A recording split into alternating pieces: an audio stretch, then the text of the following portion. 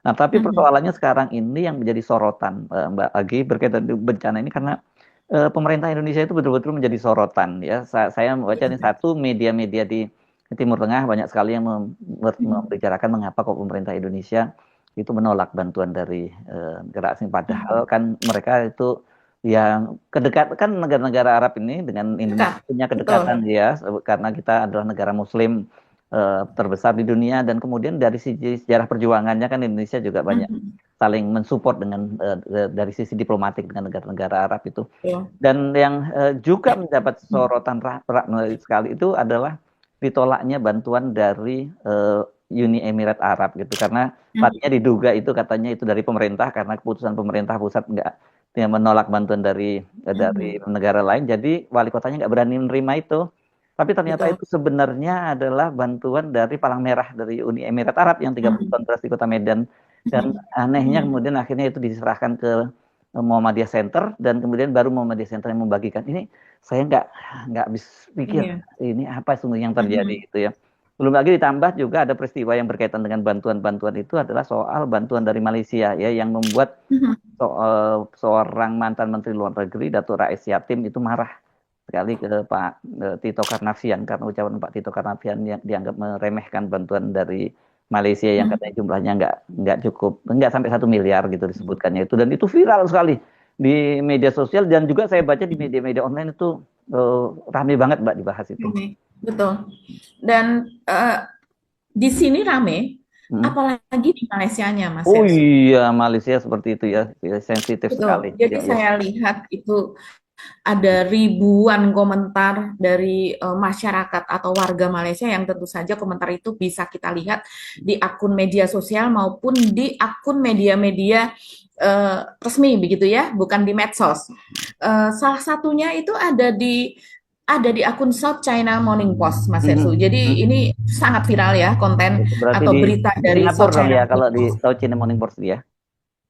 Iya, iya. Mhm, Jadi South China Morning Post ini memberitakan, kalau saya melihat ini di Instagramnya ya, di akun Instagramnya, yang kemudian dia memberitakan soal bagaimana eh, Mendagri Tito Karnavian ini, dia bahkan mengikut sertakan atau membuat insert gitu berupa cuplikan wawancara Tito Karnavian dengan Helmi Yahya ya.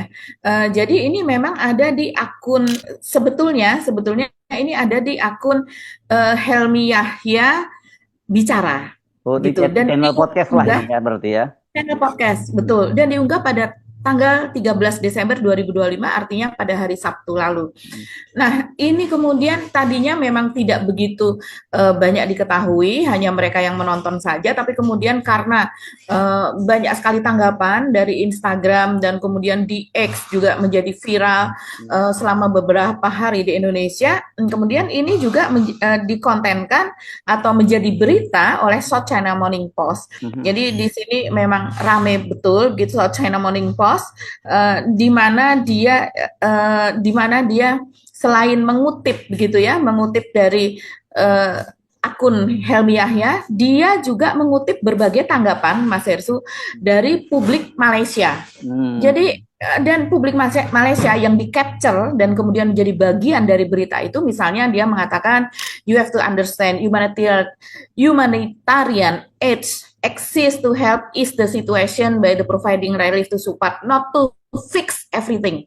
mhm. Jadi bantuan-bantuan yang bersifat human atau Kemanusiaan. human export atau ya seperti itu Mas Hersu, ini karena bantuan dari Malaysia kan juga bukan bantuan resmi dari pemerintah Malaysia, Mhm, itu berasal dari publik Malaysia begitu yang oleh sebuah organisasi dikumpulkan begitu dan mereka mengatakan bahwa itu adalah untuk membantu situasi, meringankan iya situasi yang iya iya. terjadi, Mhm, menyediakan relief to support begitu. Jadi untuk meringankan berupa support begitu dan ini kan apalagi saya yakin banyak keluarga di Malaysia yang memiliki keluarga di Oh banyak, Medan, banyak ya sekali di Mbak ya. Sumatera Utara, Orang di di Aceh, negeri di sembilan itu, Sumatera Barat, ya negeri sembilan itu kan banyak sekali dari orang keturunan Minang itu dari sana. betul.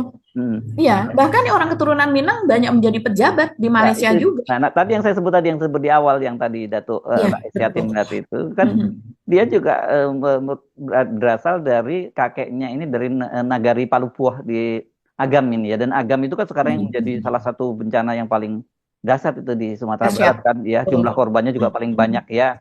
Hmm. Mungkin bukan semata-mata karena dia punya ikatan persoalan dengan Sumatera Barat, tapi siapapun saya kira memang dalam situasi ini saling membantu itu biasa dan jangan dihitung dengan Betul. jumlahnya dong ya. Kalau kan keterlaluan banget kalau kemudian kita membantu orang dan kemudian orang lu cuma bantu segini, ya buat tolak aja kan itu, Cuman segini. aduh, nggak. Walaupun Mm-mm. mengatakannya bukan demikian, tapi artinya bahwa ini bantuan Mm. tidak sampai 1 miliar. Iya. Sementara Mm. pihak pemerintah Indonesia sendiri Mm.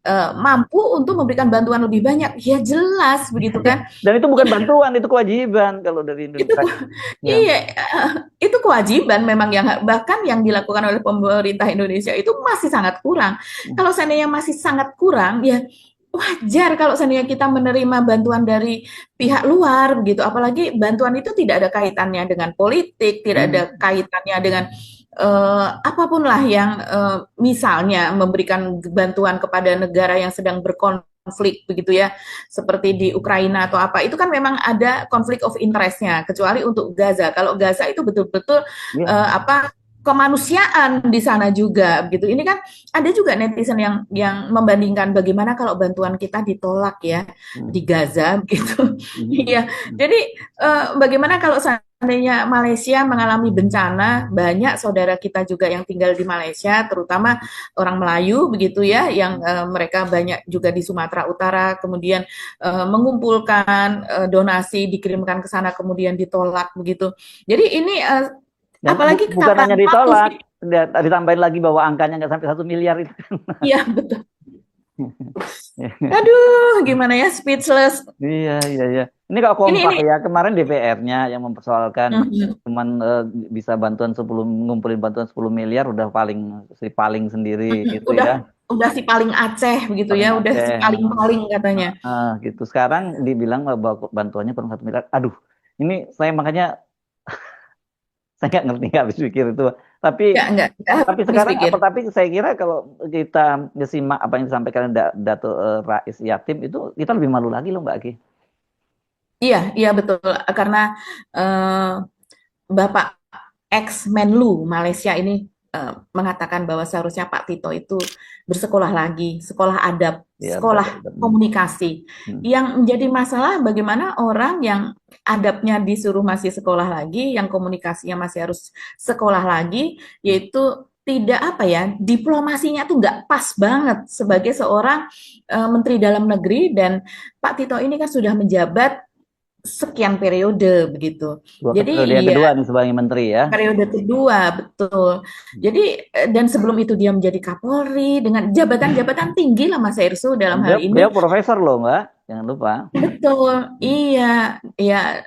Beliau ini kan akademisi, beliau ini mengajar juga begitu. Jadi kok bisa begitu keceplosan, mungkin bukan keceplosan ya, kalau banyak juga yang bilang mungkin dia keceplosan, kemudian netizen yang lain mengatakan itu sih sudah sifat. Hmm.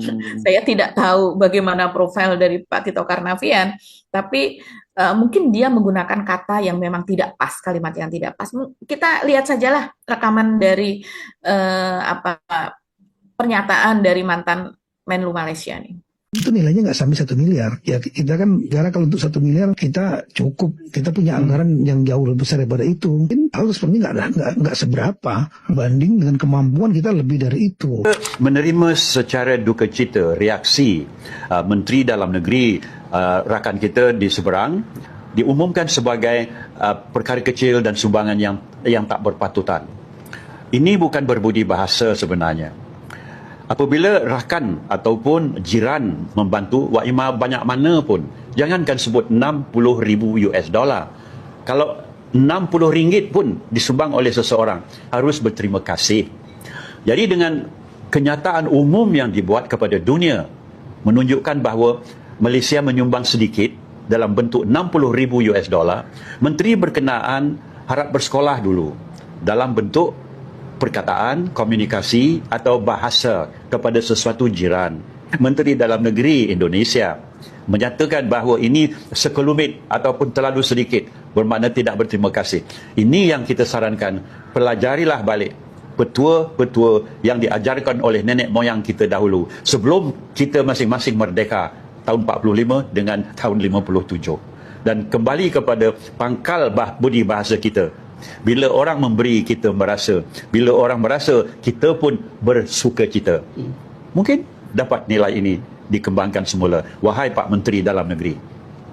Iya, saya jujur saya malu juga gitu, malu dan sedih saya sebagai Ya, malu dan sedih. Mas Iya. Hersu,